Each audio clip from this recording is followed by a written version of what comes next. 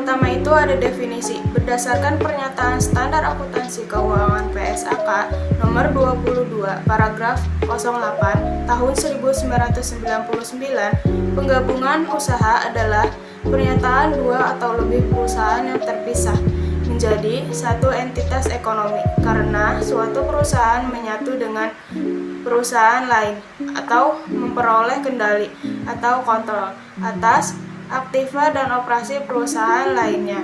Dan sedangkan menurut Hadroy Yunus 1981, penggabungan badan usaha adalah usaha untuk menggabungkan suatu perusahaan dengan satu atau lebih perusahaan lain dalam satu kesatuan ekonomis. Selanjutnya ada jenis-jenis. Berdasarkan PSAK nomor 22 paragraf 08 tahun 1999, jenis penggabungan usaha yaitu ada dua. Yang pertama, akuisisi, di mana suatu perusahaan mengambil alih perusahaan dengan memberikan aset, mengakui kewajiban atau menerbitkan saham.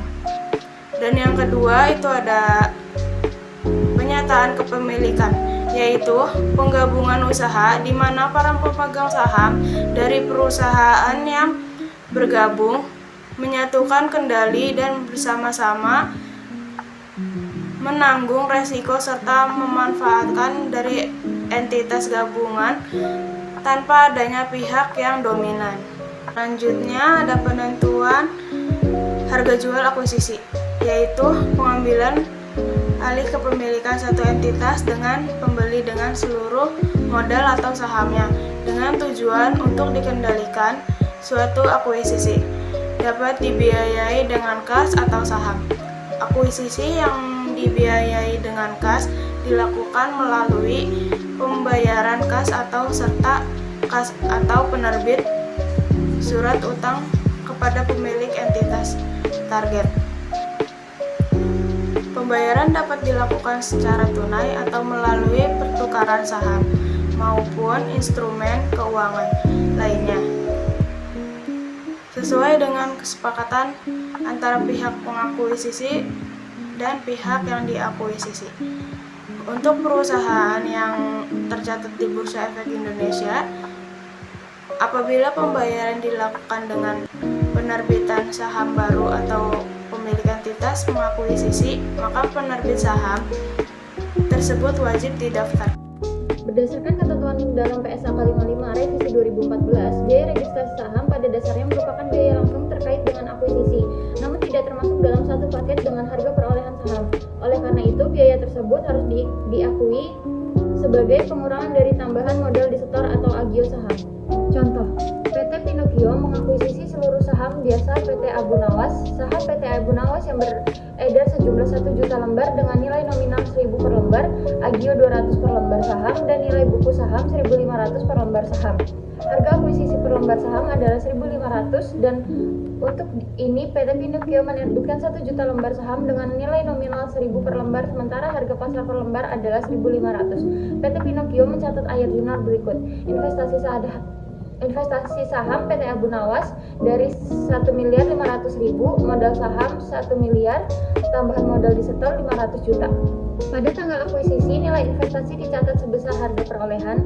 Biaya yang timbul sehubung dengan akuisisi seperti biaya makelar, hukum, akuntansi, penilaian, konsultasi, serta biaya administrasi umum termasuk pemeliharaan Departemen Akuisisi Internal dibebankan pada periode terjadinya sesuai PSAK 22 revisi 2010. Namun, biaya pendaftaran penerbitan efek utang maupun ekuitas diakui berdasarkan ketentuan PSAK 55 revisi 2006 mengenai pengakuan dan pengukuran instrumen keuangan. Contoh yang kedua itu ada tanggal 1 Januari 2012 PT Intiseka mengakuisisi saham biasa PT Andaka sebanyak 4 juta lembar dengan harga per sahamnya 1.400. Pengeluaran lain sehubungan dengan akuisisi tersebut antara lain biaya akuntan, perusahaan penilai, dan pihak independen lain yang terlibat akuisisi 200 juta.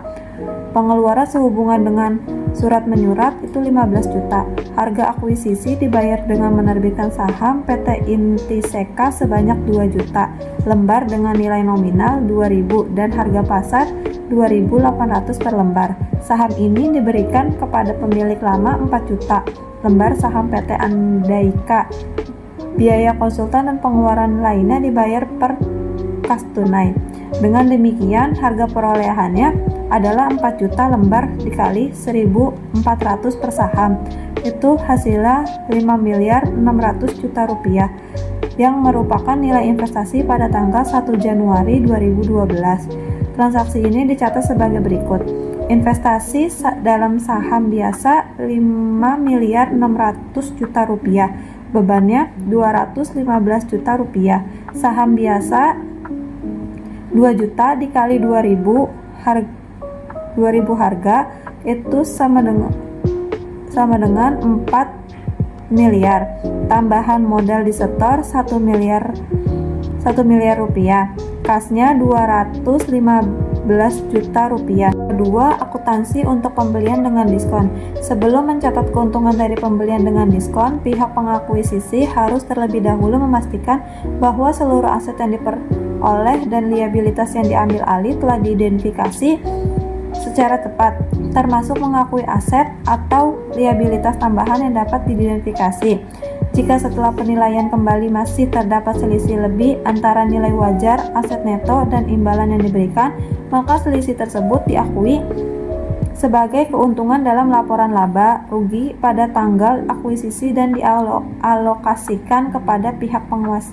Selanjutnya, ilustrasi. Dalam kasus kombinasi bisnis PT Sejagat, PT Semesta, harga akuisisi adalah 5.420 juta rupiah dan harga wajar kepentingan non-pengendali berdasarkan penilaian Appraisal Company adalah 1.360 juta rupiah. Berapa diskon pembeliannya? Harga ekuitas yang diakuisisi 5.420 juta rupiah. Harga wajar kepentingan non-pengendali 1.360 juta rupiah. Total harga wajar 6.780 juta rupiah. Total nilai wajar entitas yang diakuisisi 6.800 juta rupiah. Keuntungan diskonnya adalah 20 juta rupiah.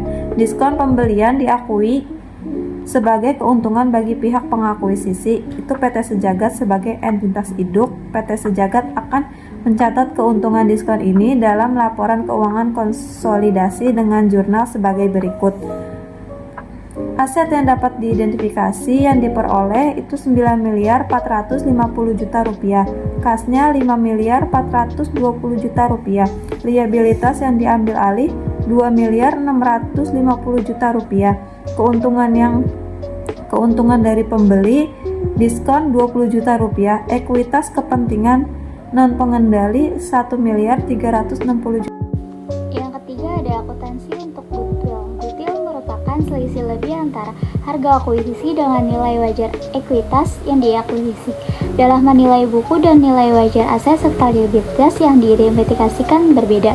Selisihnya harus dialokasikan. Pada akuisisi dalam hubungan induk dan anak, diferensial biaya dan nilai buku tidak dicatat dalam pembukuan entitas, melainkan disesuaikan melalui kertas kerja konsolidasi.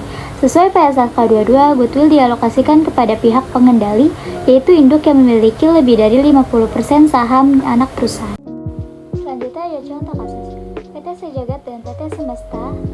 PT Sejagat memiliki total harga wajar senilai 7 miliar yang mencerminkan 80% harga ekuitas yang diakuisisi senilai 5.600 juta dan 20% harga kepentingan non-pengendali senilai 1.400 juta. Perhitungannya sebagai berikut. Harga ekuitas yang diakuisisi senilai 7 miliar, total nilai wajar senilai 6.800 juta, total goodwill senilai 200 juta, goodwill pihak pengakuisisi 80% senilai 160 juta, goodwill kepentingan non-pengendali senilai 40 juta. Misalnya harga wajar kepentingan pengendali dihitung senilai 1.360 juta, maka perhitungannya sebagai berikut.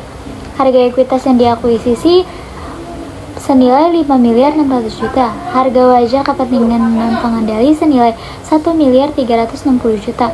Total harga wajar senilai 6.960 juta. Total nilai wajar entitas yang diakuisisi senilai 6.800 juta. Goodwill senilai 160 juta. Goodwill pihak pengakuisisi 5.660 miliar 600 juta sampai 5 miliar 440 juta senilai 160 juta. Goodwill non-pengendali nihil. Dalam contoh kasus ini, seluruh goodwill yang terdapat dalam akuisisi adalah milik pengakuisisi karena harga pengakuisisi pengepentingan pengendali sebesar 1 miliar 360 juta sama dengan nilai wajar kekayaan yang diakuisisi 20% dikali 6 miliar 800 juta. Sementara harga akuisisi induk sebesar 5 miliar 600 juta, lebih tinggi 160 juta dari nilai wajar yang memiliki, yaitu senilai 5 miliar 440 juta dari 80% dikali 6 miliar 800 juta. Kesimpulan dari materi yang kami sampaikan bahwa penggabungan usaha adalah proses penyatuan dua atau lebih entitas menjadi satu entitas ekonomi. Dalam praktiknya, proses ini dapat berbentuk akuisisi atau penyatuan kepemilikan, penentuan harga perolehan, pencatatan biaya transaksi, dan pengakuan goodwill atau keuntungan dari pembelian dengan diskon harus dilakukan sesuai ketentuan PSAK 22 dan PSAK 55. Goodwill timbul dari selisih antara harga akuisisi dan nilai wajar aset neto, sedangkan keuntungan dari pembelian secara diskon diakui setelah seluruh aset dan liabilitas teridentifikasi secara akurat. Dalam akuisisi induk dan anak, pencatatan diferensial dilakukan melalui kertas kerja konsolidasi, bukan dicatat langsung di buku perusahaan.